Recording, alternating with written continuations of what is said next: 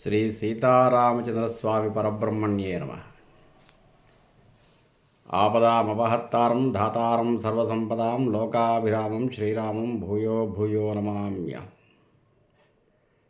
భగవద్బంధులందరికీ కూడా శుభోదయం.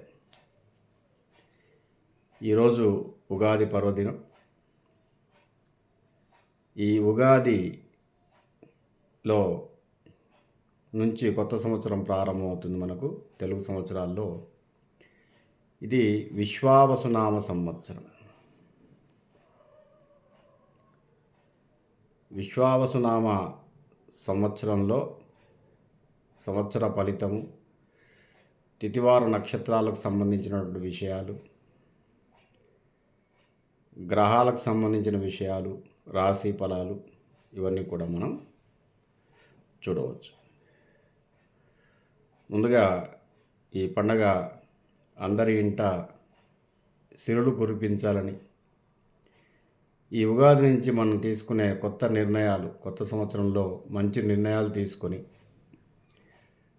సుందరమైనటువంటి అందమైనటువంటి భవిష్యత్తుకు బాటలు వేసుకొని మన లక్ష్య సాధనలో అనేక రకాల అవాంతరాలను దాటుకుంటూ ఆ సీతారామస్వామి వారి యొక్క కృప వల్ల ప్రజలందరూ కూడా సుభిక్షంగా ఉండాలని, క్షేమంగా ఉండాలని, పాడి పంటలతో పిల్లా పాపలతో ఆనందంగా ఉండాలని చెప్పేసి మనసా వాచ కర్మణ కోరుకుంటూ ఇరు రాష్ట్రాల ప్రజలందరికీ కూడా మరొక్కసారి విశ్వావసునామ సంవత్సర శుభాకాంక్షలు తెలియజేస్తూ మనం పంచాంగ శ్రవణంలోకి వెళ్దాం. ముందుగా పంచాంగము. శ్రీకళ్యాణ గుణావహం రిపుహరం దుస్వప్నదోషావహం గంగా స్నాన విశేష పుణ్యఫలదం గోదాన తుల్యం మృణాం ఆయుర్వర్ధతముత్తమం శుభకరం సంతాన సంపత్ప్రదం నానాకర్మ సుసాధనం సముచితం పంచాంగమాకర్ణ్యత. పంచాంగం యొక్క విశిష్టత ఏమిటంటే శ్రీ కళ్యాణ గుణావహం, అన్ని శుభాలను కలిగిస్తుంది పంచాంగ శ్రవణం. రిపుహరం, రిపులు అంటే శత్రువులు, శత్రుభయం లేకుండా చేస్తుంది. దుస్వప్నదోషావహం, చెడు ఆలోచనలు, చెడు స్వప్నాల నుంచి దూరం చేస్తుంది. గంగా స్నాన విశేష పుణ్యఫలదం, గంగానదిలో స్నానం చేస్తే ఎంతటి విశేషమైనటువంటి పుణ్యం లభిస్తుందో పంచాంగ శ్రవణం వల్ల అంత పుణ్యం లభిస్తుంది. గోదానతుల్యం మృడాం, ఒక గోదానం వల్ల, ఒక ఆవును దానం చేయడం వల్ల వచ్చే పుణ్య ఫలితం అంతా కూడా పంచాంగ శ్రవణం వల్ల వస్తుంది. ఆయుర్వర్ధతముత్తమం, ఆయుస్సు వృద్ధి చెందుతుంది. శుభకరం సంతాన సంపత్ప్రదం, కుటుంబ సభ్యులతో పిల్లాపాపలతో సంతానము సమృద్ధిగా ఉంటుంది. నానాకర్మ సుసాధనం, మనం చేసేటువంటి అన్ని కర్మలు కూడా సుసాధనం, సులభంగా హాయిగా చేస్తూ వెళ్ళిపోతాం. సముచితం పంచాంగమాకర్ణ్యతాం, ఆకర్ణ్యతాం పంచాంగం, పంచాంగం శ్రవణం చేయటం వల్ల ఇన్ని శుభ ఫలితాలు జరుగుతాయని చెప్పేసి సిద్ధాంతకారులు చెబుతూ ఉన్నారు. అదేవిధంగా పంచాంగ శ్రవణం యొక్క ఫలమేమిటయ్యా అంటే తిథిద్వారంచ నక్షత్రం యోగం కర్ణమేవ చ పంచాంగమిది విఖ్యాతం లోకోయం కర్మసాధనం తిథేచ్చ శ్రియమాప్నోతి వారాద్ ఆయుష్యవర్ధనం నక్షత్రాత్ హరతే పాపం యోగో ద్రోగ నివారణం కర్ణాత్ కార్యసిద్ధిచ్చ పంచాంగబలం ద్విధం. పంచాంగము అంటే 5 అంగాలు, 5 భాగాలు. తిథి, వారము, నక్షత్రము, యోగము, కరణం. ఈ 5 అంగాలు కలిపి పంచ అంగములు. ఈ పంచాంగములు ఏమి చేస్తాయ్యా, ఏవి ఫలితాన్ని ఇస్తాయి అంటే తిథేచ్ఛ శ్రియమాప్నోతి, తిథి వల్ల శ్రేయస్సు కలుగుతుంది. వారాద్ ఆయుష్యవర్ధనం, వారాన్ని చూసి చేసే పనుల వల్ల ఆయుష్ పెరుగుతుంది.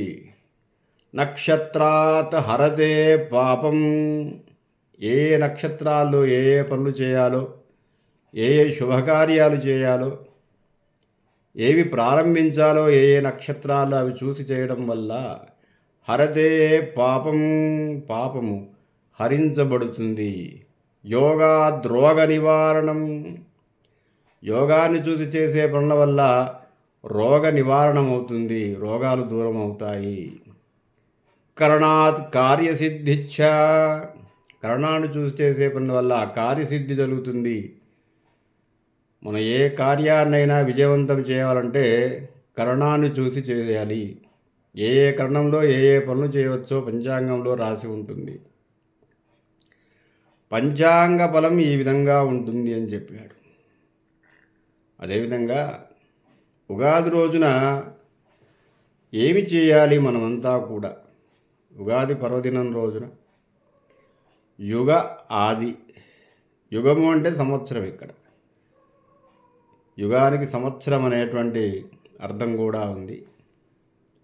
యుగ ఆది, యుగములోని సంవత్సరంలోని మొదటి రోజు. ఆది అంటే మొదటి.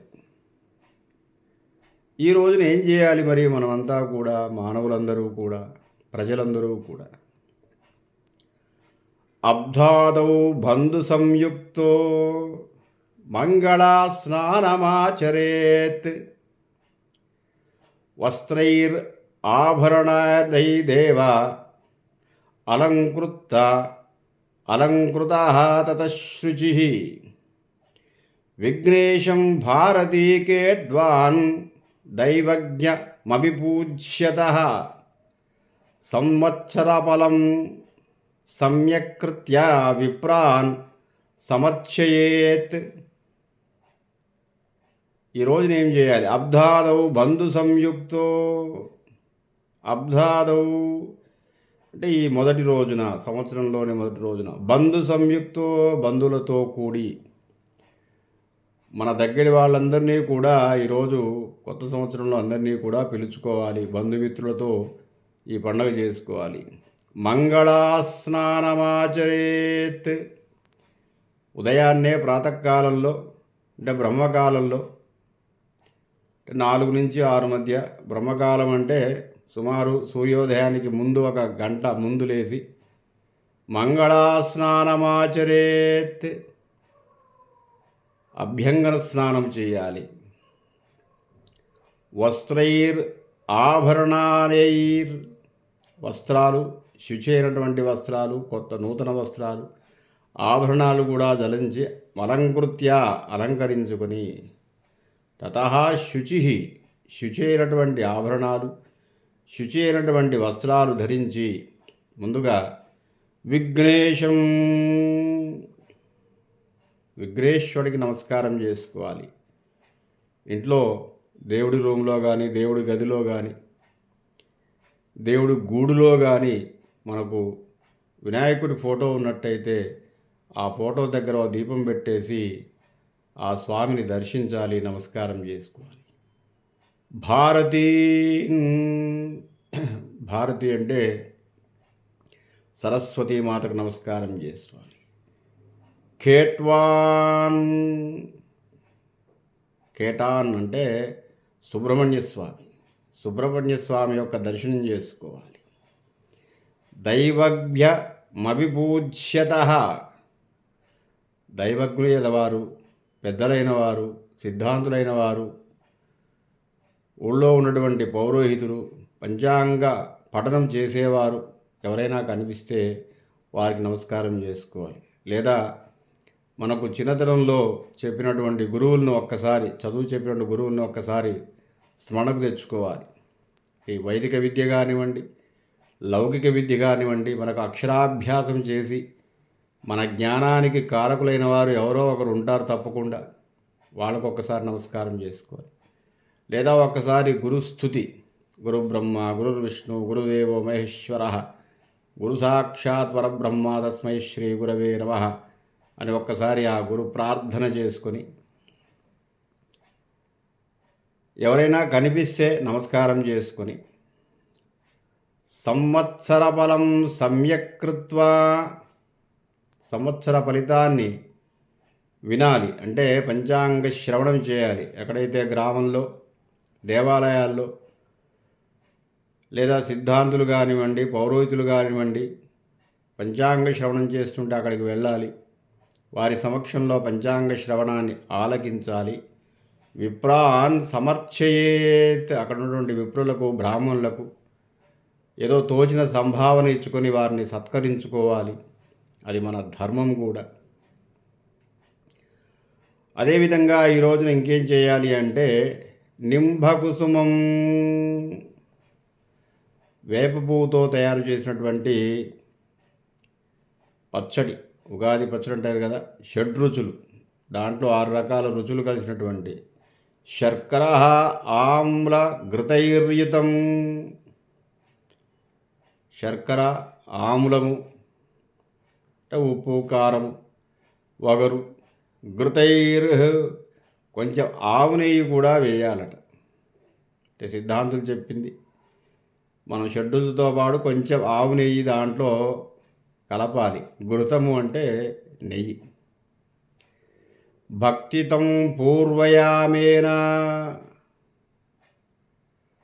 త్వద్వర్ధం సౌఖ్యదాయకం,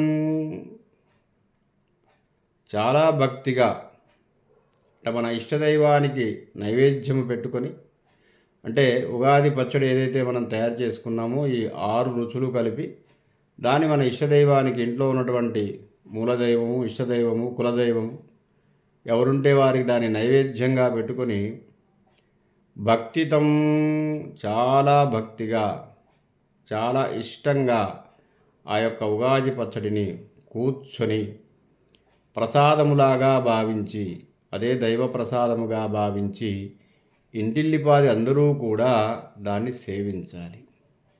అది మనం ఉగాది రోజున చేయవలసినటువంటి క్రతువు. అదేవిధంగా ఈ సంవత్సరం పంచాంగ ఫలితాన్ని మనం చెప్పుకుందాం. ముందుగా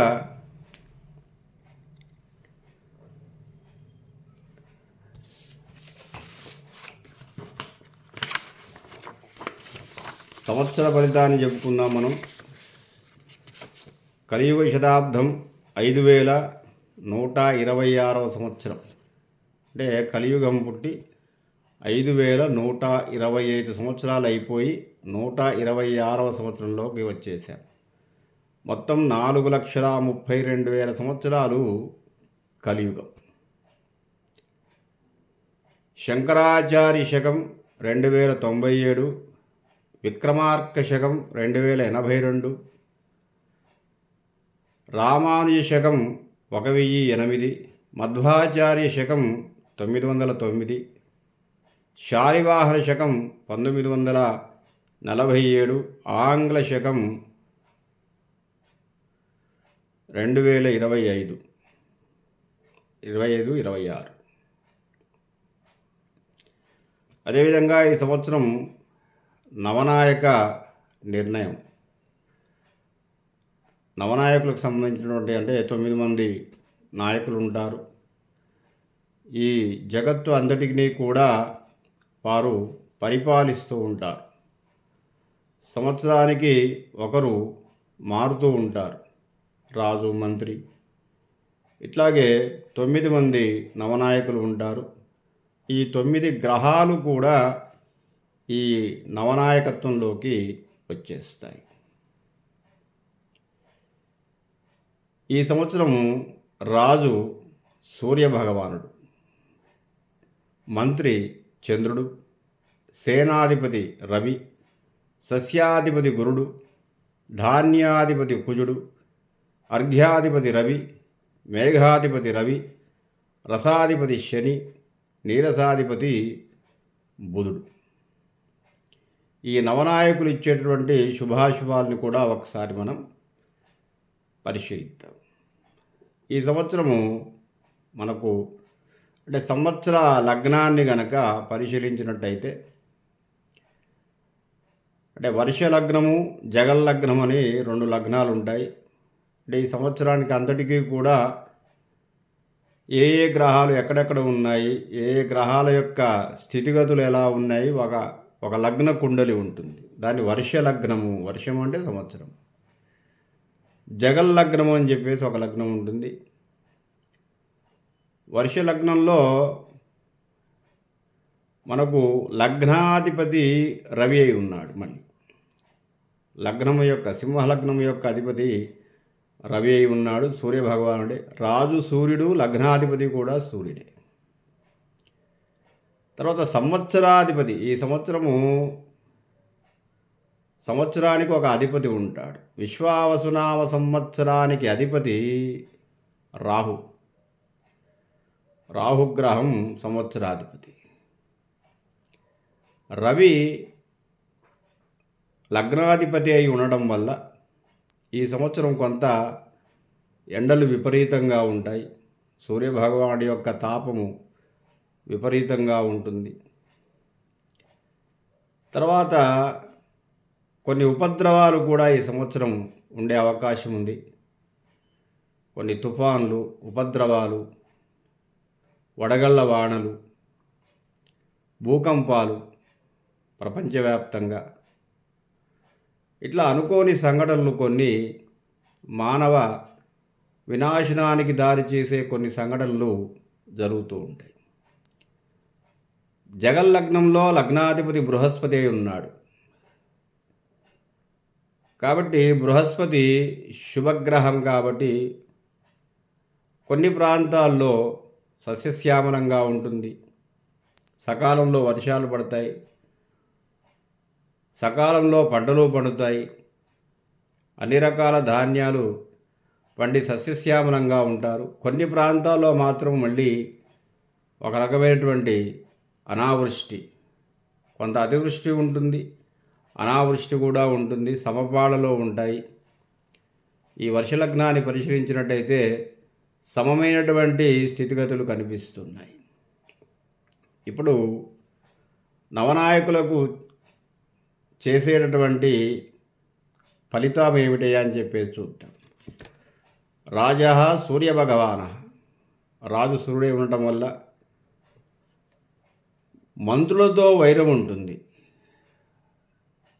తర్వాత ప్రజలకు శస్త్రచికిత్సల యొక్క భయం ఉంటుంది. విపరీతమైనటువంటి ఆపరేషన్లు అవుతాయి. చిన్న చిన్న సమస్యలకు కూడా ఆపరేషన్లు అధికంగా అవుతాయి. అగ్ని భయం ఉంటుంది, చోర భయం ఉంటుంది, రోగ భయము ఉంటుంది. తర్వాత అరాచక శక్తుల విజృంభణ ఉంటుంది. ఆర్థిక నేరాలు బాగా పెచ్చుమీరుతాయి. లంచగొండితనము బాగా పెరుగుతూ ఉంటుంది. ఇనుప వస్తువుల తయారీ, కార్ల తయారీ బాగా పెరుగుతుంది. నూతన పరిశ్రమలన్నీ కూడా నెలకొల్పబడతాయి. పశువులు, గొర్రెలు, కోళ్ళు బాగా అభివృద్ధి చెందుతాయి. పాల ఉత్పత్తులు బాగా అభివృద్ధి చెందుతాయి. డైరీ వ్యాపారం బాగా అభివృద్ధి చెందుతుంది. విద్యుత్ సంబంధించినటువంటి, ఎలక్ట్రానిక్ సంబంధించినటువంటి పరిశ్రమలు బాగా వృద్ధిలోకి వస్తాయి. మంత్రి చంద్రుడై ఉన్నాడు. చంద్రుడు మంత్రి కావడం వల్ల నిలకడలేనితనం, అక్కడక్కడ మంచి మంచి వర్షాలు పడతాయి. వస్త్ర వ్యాపారులు బాగా అభివృద్ధిలోకి వస్తారు. సుగంధ ద్రవ్యాలు, కాగితం, అలంకార సామాగ్రి బాగా అభివృద్ధిలోకి వచ్చేస్తాయి. పంటలు విపరీతంగా పండుతాయి. వృక్షజాతులు బాగా ఫలాలనిస్తాయి. భారతదేశం ఇతర దేశాలకు పండ్లు ఎగుమతులు చేసే స్థాయికి వస్తుంది. వరి ధాన్యం బాగా పండుతుంది, గోధుమలు బాగా పండుతాయి, తృణధాన్యాలు కూడా బాగా పండుతాయి. బియ్యము ఇతర దేశాలకు భారతదేశం ఎగుమతి చేసే స్థాయిలో మనం వడ్ల వ్యాపారం జరుగుతుంది. అదేవిధంగా సైన్యాధిపతి రవి మళ్ళీ సైన్యాధిపతి అంటే సేనాధిపతి రవి కావటం వల్ల సైన్యం సమర్థవంతంగా పనిచేస్తుంది. సైన్యం యొక్క నియామకాల్లో నూతన పోకళ్ళు అవలంబిస్తారు. సైన్య రంగం బలోపేతానికి అధికమైనటువంటి నిధులు కేటాయించబడతాయి. అంతరిక్ష పరిశోధనలు బాగా అభివృద్ధిలోకి వచ్చేస్తాయి. మన శాస్త్రజ్ఞ యొక్క కృషి తప్పకుండా ఫలిస్తుంది. అంతర్జాతీయ స్థాయిలో మన సైంటిస్టులు బాగా పేరు ప్రఖ్యాతులు పొందుతారు. కొత్తగా ఆయుధాన్ని తయారు చేసేటువంటి ఆయుధ పరిశ్రమలు కూడా బాగా నెలకొల్పబడతాయి. అదేవిధంగా సస్యాధిపతి గురు, సస్యం యొక్క అధిపతి బృహస్పతి. అన్ని రకాల పంటలు బాగుంటాయి. ఆహారము శనగ, గోధుమ, మిర్చి, ధనియాలు, పంచదార విదేశాలకు ఎగుమతి చేసే స్థాయిలో ఉంటాయి. చిన్న తరహా పరిశ్రమలు బాగా అభివృద్ధిలోకి వస్తాయి.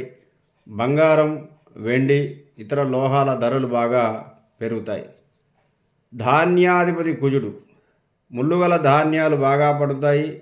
ఎర్ర నేలలు, మెట్ట నేలలు, వేరుశనగ, మిర్చి, కంద, పెండెలం, దుంపలు, జొన్నలు, కందులు ఎక్కువగా పడుతాయి. రాగి, కస్తూరి, పగడాలు, కుంకుమ, నూలు, పట్టు, సిల్క్ ధరలు బాగా పెరుగుతాయి. ఎలక్ట్రానిక్స్, విద్యుత్ సంబంధమైన పరిశ్రమలు బాగా అభివృద్ధిలోకి వస్తాయి. కంప్యూటర్ రంగంలో అనేకమైన నూతన ఆవిష్కరణలు కలుగుతాయి. సెల్ ఫోన్ల పరిశ్రమ బాగా పెరుగుతాయి. ఫోన్ల వాడటం కూడా బాగా పెరుగుతుంది. అర్ఘ్యాధిపతి సూర్యుడు, వస్తువుల ధరలు పెరుగుతాయి. నిల్వదారులకు విశేషమైనటువంటి లాభాలు వస్తాయి. సినిమా పరిశ్రమ బాగా అభివృద్ధి చెందుతుంది. జర్నలిజం బాగా ఆదరణకు గురి అవుతుంది. పశుగణాభివృద్ధి బాగా అభివృద్ధిలోకి వస్తుంది. పాడి పరిశ్రమల అభివృద్ధి, పారిశ్రామిక రంగంలో అనేకమైనటువంటి మార్పులు చేర్పులు కలుగుతాయి. నిరుద్యోగ సమస్య కూడా కొంత నివారించే అవకాశం ఉంది. మేఘాధిపతి సూర్యుడు, కొన్ని ప్రాంతాల్లో అతివృష్టి, కొన్ని ప్రాంతాల్లో అనావృష్టి. నైరుతి ఋతుపవనాలు సకాలంలో ప్రవేశించినప్పటికీ వర్షాలు కొంత ఆలస్యం కలిగే అవకాశం ఉంది. కందులు, వేరుశనగ, గోధుమలు, ఎర్రధాన్యాలు ఫలిస్తాయి. అగ్ని ప్రమాదాలు, కార్చిచ్చులు, తుఫాన్లు. పశ్చిమ రాష్ట్రాల్లో అత్యధిక వర్షాలు, తుఫాన్లు, ప్రమాదాలకు గురి అవుతారు. రసాధిపతి శని, అరాచక శక్తుల విజృంభణ, భయానక సంఘటనలు. నల్ల భూములు, నల్లధాన్యాలు ఫలిస్తాయి. నువ్వులు, నూనె గింజలు, అవిసెలు, మినుములు, ఉలువలు, నల్ల పెసలు బాగా ఫలిస్తాయి. భారతదేశ సరిహద్దుల్లో ఉన్నటువంటి దేశాలతో యుద్ధ భయం ఉంటుంది. ఇనుము, సిమెంటు, కంకర, మట్టి ధరలు బాగా పెరుగుతాయి. ఈశాన్య రాష్ట్రాల్లో భయానక సంఘటనలు చోటు చేసుకుంటాయి. సైన్యము, పోలీసు వారు రక్షణ కల్పిస్తారు. నూనె, నెయ్యి వీటికి అనేకమైనటువంటి ఆదరణ లభిస్తుంది. నీరసాధిపతి బుధుడు, పచ్చటి వస్తువుల ధరలు పెరుగుతాయి. ఇప్పసార, పెసలు దిగుబడి, వైద్య రంగం అభివృద్ధి చెందుతుంది. మెడికల్ కాలేజీలు విరివిగా ప్రారంభమవుతాయి. చింతపండు, పంచదార, బెల్లం ఎగుమతులు. బంగారం, రాగి, వెండి, పాదరసం ధరలు బాగా పెరుగుతాయి. పాలు, పౌల్ట్రీ రంగాలు బాగా అభివృద్ధిలోకి వస్తాయి. ద్రవ్యోల్బణం తగ్గుముఖం పట్టే అవకాశం ఉంది. అదేవిధంగా ఈ సంవత్సరం పంచాంగంలోని కొన్ని విశేషాలను మనం చూద్దాం. కర్తరి నిర్ణయం, కత్తెలు అంటారు కదా, కత్తెర కార్తె. ఈ సంవత్సరం ఆదివారం కార్తెలుగా మనం చెప్పుకోవచ్చు. 4/5/2025 వైశాఖ శుద్ధ అష్టమి ఆదివారం నుండి డొల్లు కత్తెర అంటే భరణీ కార్తె అంటారు కదా, డొల్లు కత్తెర అంటారు దాన్ని. 11/5 వరకు ఉంటుంది. మళ్ళీ 11/5/2025 వైశాఖ శుద్ధ చతుర్దశి ఆదివారం నుండి 28/5/2025 జ్యేష్ఠ శుద్ధ విదియ బుధవారం వరకు నిజకత్తరి అంటారు. అంటే కృత్తికా కార్తె, దాన్నే వాస్తు కత్తరి అంటారు. ఈ కత్తెర కాలంలో గృహప్రవేశాలు, చెక్కతో సంబంధమైనటువంటి పనులు, తర్వాత దర్వాజాలు నిలబెట్టడము, శంకుస్థాపనలు, ఇటువంటివన్నీ కూడా నిషేధం. అదేవిధంగా మౌఢ్య నిర్ణయం, మూఢము అంటారు కదా, మూఢాలు ఎప్పటి నుంచి ఉన్నాయంటే 10/6/2025 జ్యేష్ఠ పౌర్ణిమ మంగళవారం నుండి 8/7/2025 ఆషాఢ శుద్ధ త్రయోదశి మంగళవారం వరకు గురుమౌఢ్యమి. అదేవిధంగా 30/11/2025 మార్గశిర శుద్ధ దశమి ఆదివారం నుండి 13/2/2025 మాఘ బహుళ ఏకాదశి వరకు శుక్రమౌఢ్యమి. అంటే నవంబర్ 30 నుంచి అంటే డిసెంబర్, జనవరి, ఫిబ్రవరి 13 వరకు కూడా మళ్ళీ శుభాదులు నిషేధము. అంటే వివాహాది శుభకార్యాలు ఏవి ఉండవు. అదేవిధంగా ఈ సంవత్సరం పుష్కరాలు, సరస్వతీ నదికి పుష్కరాలు వచ్చాయి. ఈ సంవత్సరం 14/5/2025 వైశాఖ శుద్ధ విదియ బుధవారం నుండి 26/5/2025 వరకు ఈ సరస్వతీ నదికి పుష్కరాలు వచ్చేసాయి. ఇది హరిద్వార్ దగ్గర భీంపూర్లో ఈ నది మనకు అంతర్వాహినిగా కనిపిస్తుంది. ఈ సంవత్సరం పశుపాలకుడు యముడు, గోష్ఠాగార ప్రాపకుడు, గోష్ఠాగార బహిష్కర్త, పశుపాలకుడు, ఈ మూడు కూడా యముడి వశంలో ఉన్నాయి. కాబట్టి కొంత పశు సంపద క్షీణించే అవకాశం ఉంది. పశువులు కొంత రోగాల బారిన పడే అవకాశం ఉంది.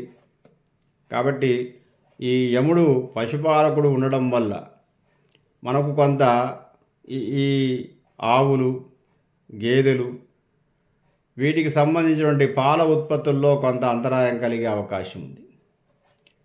అదేవిధంగా ఈ సంవత్సరం 2 తూముల వర్షం ఉంది.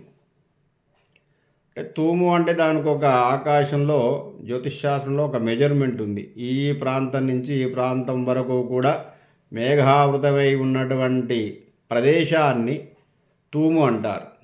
ఈ 2 తూముల వర్షంలో వాటిని 20 భాగాలు చేస్తే 9 భాగాలు సముద్రం మీద పడుతుంది, 9 భాగాలేమో పర్వతాల మీద పడుతుంది, 2 భాగాలు మాత్రమే భూమి మీద పడుతుంది. ఒక రకంగా వర్షపాతం పర్వాలేదని చెప్పవచ్చు. మనకు తక్కువ కాకుండా ఎక్కువ కాకుండా మనకు వర్షపాతం సరిగ్గానే ఉంది. ఈ సంవత్సరం గ్రహణాలు, చంద్రగ్రహణము 7/9/2025 ఆదివారం భాద్రపద శుద్ధ పౌర్ణమి రోజున చంద్రగ్రహణం ఉంది. అదేవిధంగా 2వ చంద్రగ్రహణం మళ్ళీ 3/3/2026 పాల్గొన శుద్ధ పౌర్ణమి మంగళవారం రోజున మనకు ఈ సంవత్సరం 2 చంద్రగ్రహణాలు ఉన్నాయి. 2 కూడా పాక్షికమే. సూర్యగ్రహణాలు లేవు మన దేశానికి ఈ సంవత్సరం లేదు. ఈ సంవత్సరం వినాయక చవితి 27/8/2025 బుధవారం రోజున భాద్రపద శుద్ధ చవితి వినాయక చవితి. అదేవిధంగా సంక్రాంతి 15/1/2026 గురువారం. అంటే మళ్ళీ 14, 15, 16 వచ్చేసాయి. కాబట్టి ఈ సంక్రాంతి పురుషుడు వరాహం మీద ఉన్నాడు. కొంత మనకు అసౌకర్యంతో కూడినటువంటి కాలంగా మనం చెప్పవచ్చు. ఒకసారి కందాయ ఫలితాలు చూద్దాము. మేషరాశి వారికి ఆదాయం 2, వ్యయం 14, రాజ్యపూజ్యం 5, అవమానం 7, బృహస్పతి స్థానం 3, శని స్థానం 12, అదృష్ట సంఖ్య 9, అదృష్టవారం గురువారం. మేషరాశి వారికి వీరు ఈ సంవత్సరం దత్తాత్రేయుని పూజిస్తే మంచిది. అదేవిధంగా వృషభం 11 ఆదాయం 5 ఖర్చు, రాజ్యపూజ్యం 1, అవమానం 3, గురుస్థానం 2, శని స్థానం 11, అదృష్ట సంఖ్య 6, అదృష్టవారం బుధవారం. ఈ సంవత్సరం వీరు మహాగణపతిని పూజిస్తే శుభం జరుగుతుంది. తదుపరి మిథున రాశి 14 ఆదాయము 2 ఖర్చు, రాజ్యపూజ్యం 4, అవమానం 3, గురుస్థానం 1, శనిస్థానం 10, అదృష్ట సంఖ్య 5, అదృష్టవారం గురువారం. ఈ సంవత్సరం మీరు గురుగ్రహానికి పూజ కానీ జపం కానీ చేసుకోవాలి. బృహస్పతి పూజ చాలా ఉత్తమమైన ఫలితాన్ని ఇస్తుంది. తదుపరి కర్కాటకం. 8 ఆదాయం 2 ఖర్చు, 7 పూజ్యం 3 అవమానం, గురుస్థానం 12, శనిస్థానం 9, అదృష్ట సంఖ్య 2, అదృష్టవారం సోమవారం. కర్కాటక రాశి వారు విష్ణు సహస్రనామ స్తోత్ర పారాయణము, దుర్గా అమ్మవారి ఆరాధన శుభ ఫలితాన్ని ఇస్తుంది. తదుపరి సింహరాశి. 11 ఆదాయం 11 ఖర్చు, రాజ్యపూజ్యం 3, అవమానం 6, 11వ స్థానంలో బృహస్పతి ఉన్నాడు. శనిస్థానం 8, అంటే అష్టమ శని అంటారు. అదృష్ట సంఖ్య 1, అదృష్టవారం శుక్రవారం మంగళవారం. వీరు ఈ సంవత్సరం శనిగ్రహానికి తైలాభిషేకం కానీ, శనిగ్రహ జపం కానీ, లేదా ఆంజనేయ స్వామి వారి ఆరాధన కానీ, వెంకటేశ్వర స్వామి వారిని దర్శించుకోవడం కానీ చేయాలి. తదుపరి కన్యారాశి. 11 ఆదాయం 2 ఖర్చు, 6 పూజ్యం 6 అవమానం, గురుస్థానం 10, శనిస్థానం 7, అదృష్ట సంఖ్య 5, అదృష్టవారం శనివారం. గణపతి ఆరాధన, దుర్గా అమ్మవారి ఆరాధన, నవగ్రహ పూజ చేసుకుంటే మంచిది. తదుపరి తులారాశి. 11 ఆదాయం 5 ఖర్చు, 2 పూజ్యం 2 అవమానం, బృహస్పతి స్థానం 9, శనిస్థానం 6, అదృష్ట సంఖ్య 3, అదృష్టవారం బుధవారం. విష్ణు సహస్రనామ స్తోత్ర పారాయణము, శివాభిషేకము లేదా రుద్రాభిషేకం చేసుకోవాలి. తదుపరి వృశ్చికం. 2 ఆదాయం 14 ఖర్చు, 5 పూజ్యం 2 అవమానం, గురుస్థానం 8, శనిస్థానం 5, అదృష్ట సంఖ్య 9, అదృష్టవారం మంగళవారం. సుబ్రహ్మణ్య స్వామి వారి ఆరాధన ఉత్తమం. తదుపరి ధనస్సు. 5 ఆదాయం 5 ఖర్చు, 1 పూజ్యం 5 అవమానం, గురుస్థానం 7, శనిస్థానం 4, అదృష్ట సంఖ్య 3, అదృష్టవారం గురువారం. విష్ణు సహస్రనామ పారాయణం, రుద్రాభిషేకం ఉత్తమమైనది. తదుపరి మకరం. 8 ఆదాయం 14 ఖర్చు, 4 పూజ్యం 5 అవమానం, 6 అదృష్ట సంఖ్య, బృహస్పతి స్థానం 6, శనిస్థానం 3, అదృష్ట సంఖ్య 8. మకర రాశి వారికి అదృష్ట సంఖ్య 8, అదృష్టవారం శనివారం. రాహుకేతు పూజ, నాగదోష పూజ చేసుకోవాలి. అదేవిధంగా తదుపరి కుంభరాశి. 8 ఆదాయం 14 ఖర్చు, 7 పూజ్యం 5 అవమానం, గురుస్థానం 5, శనిస్థానం 2, అదృష్ట సంఖ్య 8, అదృష్టవారం శుక్రవారం. చండీ హోమం, దుర్గా సప్తశతి, హనుమాన్ చాలీసా పారాయణం చేసుకోవాలి. తదుపరి మీనరాశి. 5 ఆదాయం 5 ఖర్చు, 3 పూజ్యం 1 అవమానం, గురుస్థానం 4, శనిస్థానం 1, అదృష్ట సంఖ్య 3, అదృష్టవారం శనివారం. ఆంజనేయ స్వామి వారికి సింధూర పూజ, నవగ్రహ పూజ, శనిగ్రహ జపం చేసుకున్నట్టయితే ఈ సంవత్సరం మీనరాశి వారికి ఉత్తమ ఫలితం సంక్రమిస్తుంది. స్వస్తి ప్రజాభ్య పరిపాలయంతాం న్యాయేన మార్గేణ మహిమహిష. గోబ్రాహ్మణేభ్య శుభమస్తు నిత్యం. లోకా సమస్తా సుఖినో భవంతు. శ్రీ కోదండరామ యూట్యూబ్ ఛానల్ అండి. అంటే సమయాభారం వల్ల కొంత తగ్గించాల్సి వస్తుంది. ఇంతకన్నా ఎక్కువ మన వాళ్ళు టైం ఇవ్వరు చూడటానికి. నా నేర్చిన భంగి చెప్పి అన్నట్లుగా నా పరిధిలో ఉన్నటువంటి నా జ్ఞానాన్ని అనుసరించి పంచాంగ పఠనం చేశాను. శ్రీ తిరుమల తిరుపతి దేవస్థానం ఆస్థాన సిద్ధాంతి గారు రేలంగి తంగిరాల వారి పంచాంగము, శ్రీశైల ఆస్థాన సిద్ధాంతి బుట్టేవారి పంచాంగం ఆధారంగా నేను అందులో ఉన్నటువంటి విషయాలను క్రోడీకరించాను. కొన్ని పంచాంగాల్లో కొన్ని తేడా ఉండవచ్చు ఒకవేళ. కాబట్టి ప్రామాణికమైనటువంటి పంచాంగాల ఆధారంగా నేను ఈ సమాచారాన్ని ఇవ్వటం జరిగింది. దీంట్లో ఏమైనా పొరపాట్లు ఉన్నట్టయితే పెద్దలు సిద్ధాంతులు ఎవరైనా ఉన్నట్టయితే క్షంతవీడను. కాబట్టి పూర్తి సమాచారము మనకు ఈరోజు సాయంత్రం 4 గంటలకు శ్రీ కోదండరామచంద్ర స్వామి వారి దేవాలయంలో పంచాంగ శ్రవణం ఉంటుంది. కాబట్టి అందరూ కూడా అంటే చుట్టుపక్కల ఉన్నటువంటి వారందరూ కూడా పిల్లలు, పెద్దలు, పురప్రముఖులు, భజన సమాజంలో వారందరూ కూడా విచ్చేసి ఇక్కడ పంచాంగ శ్రవణాన్ని ఆలకించవలసిందిగా కోరుకుంటూ నా ఛానల్ని సబ్స్క్రైబ్ చేయండి, కామెంట్ చేయండి, కాంప్లిమెంట్ చేయండి, లైక్ చేయండి, షేర్ చేయండి. ఇంకా నచ్చితే మీ స్టేటస్లో పెట్టుకోండి. నన్ను ఆశీర్వదించండి. మరొక్కసారి విశ్వావసునామ సంవత్సర అంటే విశ్వావసు అంటే విశ్వము, ఇదంతా కూడా విశ్వావసు. వసు అంటే సంతోషం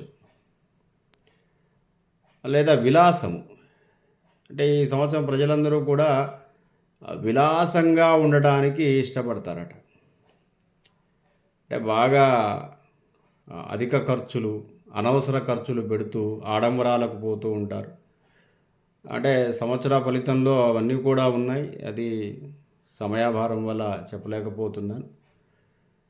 కాబట్టి విశ్వావసు అంటే కొంత శుభప్రదమైనదే, విలాసవంతమైన జీవితాన్ని ఇచ్చున్నది. అదేవిధంగా ఈ సంవత్సరం విశ్వావసు, విశ్వవిరాట్ అని కూడా దీనికి పేరుంది. విశ్వవిరాట్ ఎవరయ్యా అంటే శ్రీ మహావిష్ణువు. ఈ సంవత్సరానికి అధినాయకత్వం శ్రీ మహావిష్ణువు కాబట్టి ఈ విశ్వమంతా ఆయనదే. కాబట్టి హాయిగా సంతోషంగా ఉండటానికి కారణమైనటువంటి